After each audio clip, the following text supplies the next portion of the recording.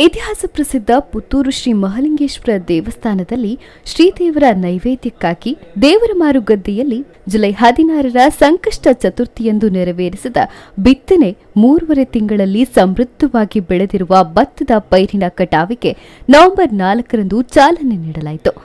ಸಂಪ್ರದಾಯದಂತೆ ದೇವಳದ ಪ್ರಧಾನ ಅರ್ಚಕ ವೇದಮೂರ್ತಿ ವಿಎಸ್ ಭಟ್ ಅವರು ಪ್ರಾರ್ಥನೆ ಸಲ್ಲಿಸಿದರು.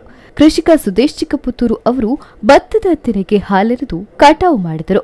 ಶಾಸಕ ಸಂಜೀವ ಮಠಂದೂರು ಸಹಿತ ದೇವಳದ ವ್ಯವಸ್ಥಾಪನಾ ಸಮಿತಿ ಅಧ್ಯಕ್ಷ ಕೇಶವ್ ಪ್ರಸಾದ್ ಮುಳಿಯಾ ಮತ್ತು ಸದಸ್ಯರು ಹಾಲೆರೆದು ಭತ್ತದ ತೆನೆ ಕಟಾವಿಗೆ ಸಾಂಕೇತಿಕ ಚಾಲನೆ ನೀಡಿದರು. ಬಳಿಕ ಯಂತ್ರಧಾರಿಯ ಮೂಲಕ ಭತ್ತದ ಕಟಾವು ನಡೆಯಿತು. 2 ಎಕರೆಯಲ್ಲಿ ಬೆಳೆದಿದ್ದ ಭತ್ತವನ್ನು ಕೆಲವೇ ಗಂಟೆಗಳಲ್ಲಿ ಕಟಾವು ಮಾಡಲಾಯಿತು.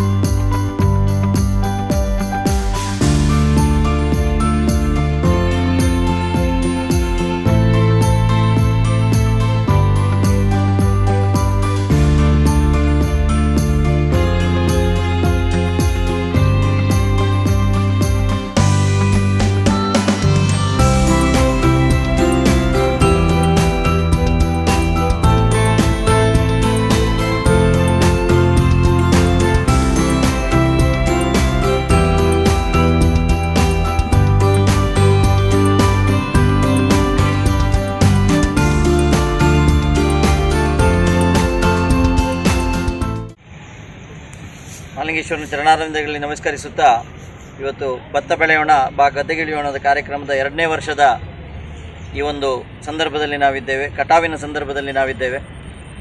ಕಳೆದ ವರ್ಷದ ಆ ಸಂದರ್ಭದ ನಮ್ಮ ಉಸ್ತುವಾರಿ ಸಚಿವರ ಹಾಗೂ ಶ್ರೀನಿವಾಸ ಪೂಜಾರಿಯವರ ಹಾಗೂ ನಮ್ಮ ಶಾಸಕ ಸಂಜೀವ ಮಠಂದೂರವರ ನೇತೃತ್ವದಲ್ಲಿ ನಡೆದಂತಹ ಈ ಒಂದು ಕಾರ್ಯಕ್ರಮ 2ನೇ ವರ್ಷದಲ್ಲಿ ಇವತ್ತು ದೇವಸ್ಥಾನದ ಅಂಗಳದಲ್ಲಿ ಸುಮಾರು 2 ಎಕರೆಯಷ್ಟು ಗದ್ದೆಯಲ್ಲಿ ಬೇಸಾಯ ಮಾಡಲಾಗಿದೆ.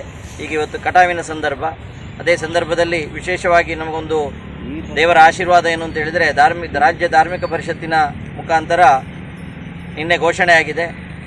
ಎಲ್ಲಿ ಯಾವ ದೇವಸ್ಥಾನಗಳಲ್ಲಿ ಗದ್ದೆ ಬೇಸಾಯವನ್ನು ಮಾಡ್ತಾರೋ ಅಲ್ಲಿಗೆ ಸಹಾಯಧನವನ್ನು ಸರ್ಕಾರ ಘೋಷಣೆ ಮಾಡ್ತದೆ ಅಂತ ಹೇಳುವಂಥದ್ದನ್ನು ನಿನ್ನೆ ಆಗಿರುವಂಥದ್ದು ಬಹಳ ಸ್ವಾಗತಾರ್ಹ ಮತ್ತು ಅಭಿನಂದನಾರ್ಹ ಅಂತ ಹೇಳೋದನ್ನು ವಿಶೇಷವಾಗಿ ಇಲ್ಲಿ ಉಲ್ಲೇಖ ಮಾಡಲಿಕ್ಕೆ ಇಚ್ಛೆಪಡ್ತಾ ಇದೆ.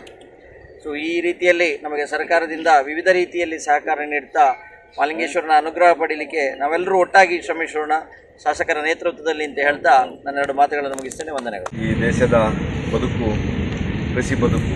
ಆ ಕೃಷಿ ಬದುಕನ್ನು ನೆನಪಿಸುವ ದೃಷ್ಟಿಯಿಂದ ಇವತ್ತು ವಿಶೇಷವಾಗಿ ಧಾರ್ಮಿಕ ಕ್ಷೇತ್ರಗಳು ಕೂಡ ಆ ಕೃಷಿ ಬದುಕನ್ನು ಈಗಿನ ಯುವ ಪೀಳಿಗೆಗೆ ಪರಿಚಯಿಸಬೇಕು. ಅದರ ಜೊತೆಯಲ್ಲಿ ಆಹಾರ ಧಾನ್ಯದ ಆ ಬೆಳೆಗಳಲ್ಲಿ ನಾವು ಸ್ವಾವಲಂಬನೆಯನ್ನು ಪಡಿಬೇಕೆನ್ನುವಂಥ ದೃಷ್ಟಿಯಿಂದ ಕಳೆದ ವರ್ಷ ನಾವು ಭತ್ತ ಬೆಳೆಯನ್ನು ಗದ್ದೆಗೆ ಇಳಿಯಿರಿ ಎನ್ನುವಂಥ ಸಂದೇಶ ಕೊಟ್ಟು ಈ ಸಲ ಮಹಾಲಿಂಗೇಶ್ವರ ದೇವಸ್ಥಾನದ ವತಿಯಿಂದಲೇ ಆ ಗದ್ದೆ ಬೇಸಾಯ ಮಾಡಿ ಇವತ್ತು ಆ ಫಸಲು ಬರುವಂಥ ಸಂದರ್ಭದಲ್ಲಿ ಅದನ್ನು ಸಂಪ್ರದಾಯಬದ್ಧವಾಗಿ ದೇವರಿಗೆ ಸಮರ್ಪಣೆ ಮಾಡಿ ಇವತ್ತು ಕಟಾವು ಮಾಡುವಂಥ ಈ ಒಂದು ಸಂದರ್ಭದಲ್ಲಿ ಇವತ್ತು ಮತ್ತೊಮ್ಮೆ ನಾವು 50 ವರ್ಷದ ಹಿಂದೆ ನಮ್ಮ ಹಿರಿಯರು ಒಂದು ಆಹಾರವನ್ನು ಸೇವನೆ ಮಾಡಬೇಕಾದರೆ ಆಹಾರ ಬೆಳೆದಾಗ ಅದನ್ನು ಯಾವ ರೀತಿಯಾಗಿ ಪೂಜೆ ಮಾಡಿ ತಾವು ಅದನ್ನು ಮತ್ತೆ ಸ್ವೀಕಾರ ಮಾಡ್ತಾ ಇದ್ದೀರೋ ಆ ರೀತಿಯ ಒಂದು ಸಂಪ್ರದಾಯವನ್ನು ಇವತ್ತು ಪಾಲನೆ ಮಾಡಿಕೊಂಡು ಮುಂದಿನ ದಿನಗಳಲ್ಲಿ ಎಲ್ಲೆಲ್ಲಿ ಗದ್ದೆಗಳು ಅಡಿಲು ಬಿದ್ದು ಇವತ್ತು ಕೃಷಿ ಆಗ್ತಾ ಇಲ್ವೋ ಅಂಥ ಗದ್ದೆಗಳಲ್ಲಿ ಮತ್ತೊಮ್ಮೆ ಭತ್ತವನ್ನು ಬೆಳೆಯಬೇಕು, ಅದೇ ರೀತಿಯಲ್ಲಿ ದವಸ ಧಾನ್ಯಗಳನ್ನು ಬೆಳೆಯಬೇಕು,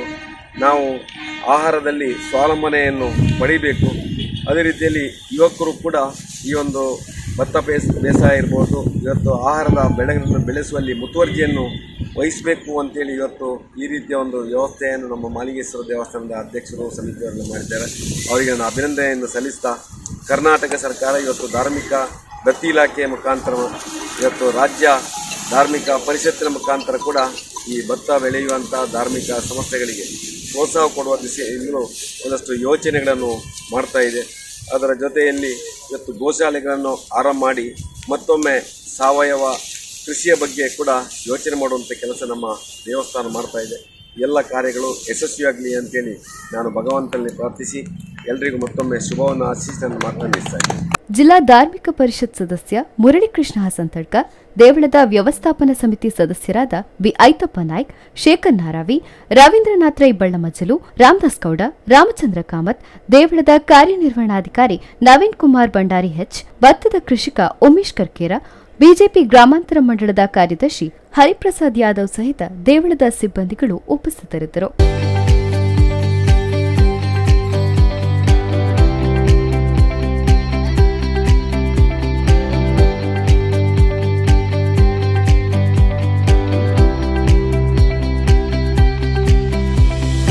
ಶುಭಾರಂಭಗೊಂಡಿದೆ ಆಶೀರ್ವಾದ್ ಫರ್ನಿಚರ್. ಎಲ್ಲ ಬಗೆಯ ಫರ್ನಿಚರ್ ಐಟಂಗಳ ಬೃಹತ್ ಶೋರೂಮ್. ಮರ, ಸ್ಟೀಲ್, ಪ್ಲಾಸ್ಟಿಕ್ ಫರ್ನಿಚರ್ಗಳು, ದೇವರ ಮಂಟಪ, ಕುಶನ್ ಸೋಫಾ, ಕಬೋರ್ಡ್ ಮತ್ತು ಎಲ್ಲಾ ರೀತಿಯ ಪೀಠೋಪಕರಣಗಳ ಅಮೋಘ ಸಂಗ್ರಹ. ಗ್ರಾಹಕರಿಗೆ ಶುಭಾರಂಭ ಮತ್ತು ಹಬ್ಬಗಳ ಕೊಡುಗೆ. 10ರಿಂದ 30% ವರೆಗೆ ಕಡಿತ, ಜೊತೆಗೆ ಖಚಿತ ಉಡುಗೊರೆಗಳು. ಸುಗಮ ಖರೀದಿಗೆ ಸುಲಭ ಕಂತುಗಳ ಯೋಜನೆ. ವಿಶಾಲವಾದ ಪಾರ್ಕಿಂಗ್ ವ್ಯವಸ್ಥೆ. ಸಂಪರ್ಕಿಸಿ ಆಶೀರ್ವಾದ್ ಫರ್ನಿಚರ್, ಹೋಟೆಲ್ ಸಂತೃಪ್ತಿ ಹಿಂಭಾಗ, ಸಚಿನ್ ಆರ್ಕಿಡ್, ಮುಖ್ಯ ರಸ್ತೆ, ದರ್ಬೆ, ಪುತ್ತೂರು. ಕಾಂಟ್ಯಾಕ್ಟ್ 9845304532, 9035131118. ಶ್ರೀರಾಮನಾಥ ಫರ್ನಿಚರ್, ಮುಖ್ಯ ರಸ್ತೆ, ದರ್ಬೆ, ಪುತ್ತೂರು. ಸುದ್ದಿ ಚಾನಲ್, ಕ್ಷಣ ಕ್ಷಣದ ಸುದ್ದಿಗಾಗಿ.